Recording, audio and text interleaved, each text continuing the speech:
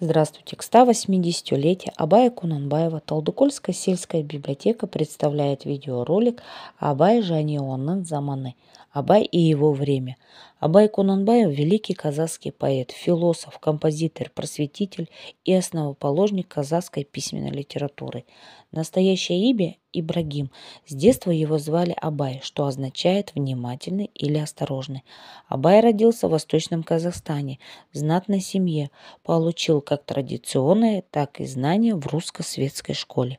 Он глубоко изучал труды восточных мыслителей, а также был знаком с произведениями Пушкина, Лермонтова, Крылова, Толстого и других русских классиков. Многие из произведений он переводил на казахский язык.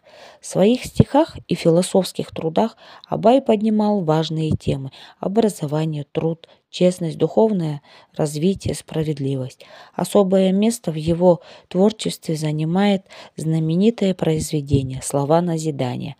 Абай также был талантливым композитором.